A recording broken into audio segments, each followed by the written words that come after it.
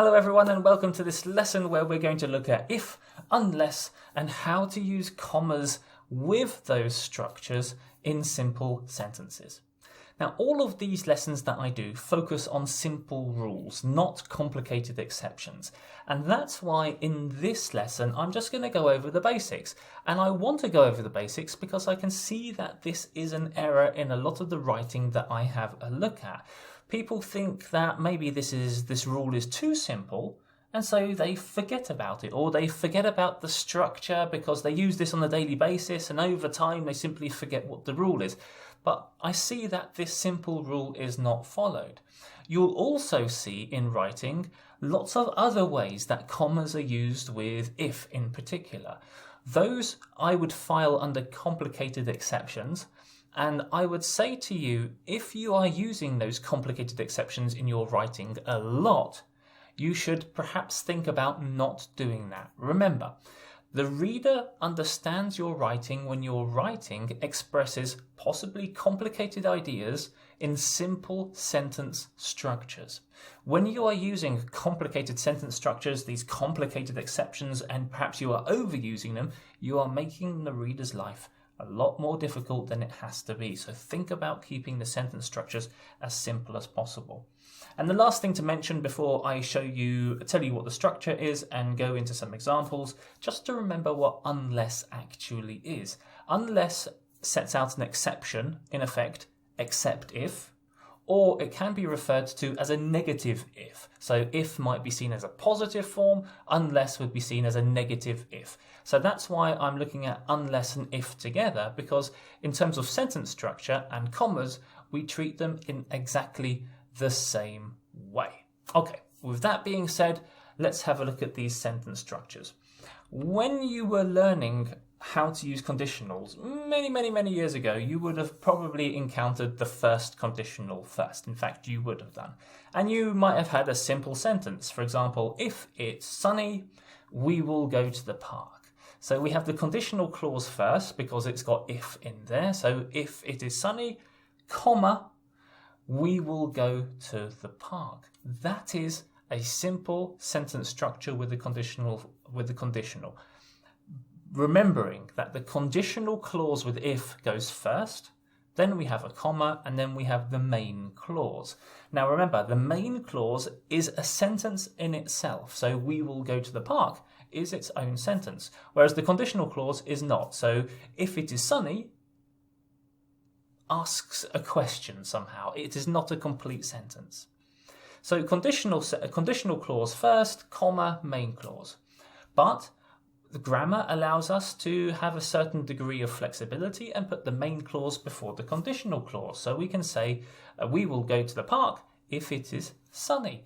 If we arrange the sentence in that way, we do not have to use a comma, and you can see the sentence structures there. Okay, so let's have a look at a slightly more business-related example. If the invoice had been paid, the money would be in my bank account. So we can see the sentence starts off with a conditional clause because we've got if at the beginning, but we don't have a comma. So we've got to work out where the conditional clause ends and the main clause begins. And between those two clauses, that's where we need our comma. Or we put the main clause before the conditional clause, and then we don't need a comma. But this is something that I see a lot of. A sentence starting with the conditional clause with no comma, or a sentence starting with the main clause including a comma before the conditional clause. So I see very different variations of this mistake. But how could we redraft this? As I said, put the clause in after the conditional clause. So if the invoice had been paid, comma, the money would be in my bank account, or the money would be in my bank account if the invoice had been paid. So we've got the main clause first and then the conditional clause. Okay, so what are the teaching tips? First of all, this is a simple rule which is easily forgotten, and I can see that it's easily forgotten because I can see various types of mistake. Either no comma where there should be a comma, or a comma before if, and a comma before unless, particularly unless, which should not be there. Okay, so It's a question, I think, of people forgetting what the rule is, which is why I'm reminding you guys. Now, there are some advanced rules, these complicated exceptions with commas and if. I'm not going to have a look at them in this video, but if you want to find out more, then click on the link below this video.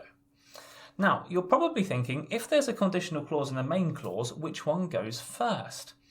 Grammar allows the conditional clause to go first and the main clause to go first. So the answer, from my point of view, is one of context.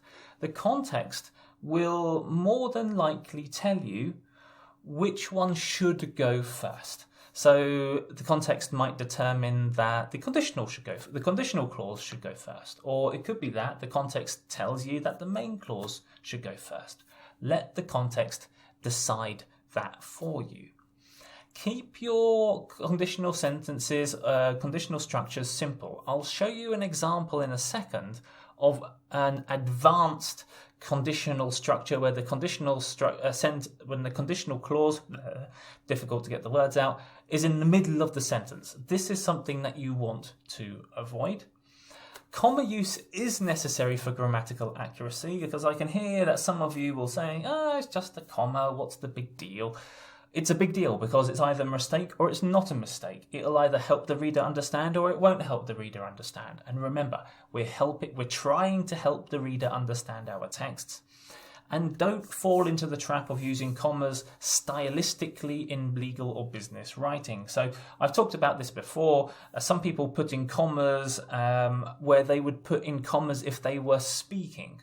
Remember, writing as a form of communication is different to speaking as a form of communication. And if we try to write in the same way that we speak with comma use, providing those little breaths or gaps, it will be a disaster. So try to keep the sentence structures simple and in general, keep comma use to a minimum.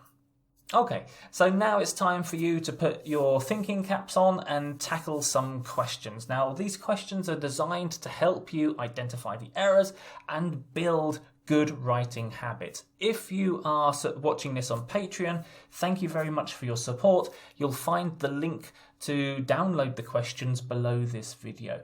If you're watching this on Facebook, YouTube, LinkedIn, or somewhere else in social media, then please think about joining me on Patreon, where you're going to get access to the questions, my answer videos, and a whole lot more. Okay, so the questions for today, I just want you to read the sentences below in the downloadable file and correct the comma errors. So this is an example of an error that you might see in those questions. The client, if he wanted to, could have chosen a different option. So here we've got the conditional clause sitting in the middle of the main clause. Not a good idea. We should redraft this to say if he wanted to, comma, the client could have chosen a different option, or the client could have chosen a different option if he wanted to.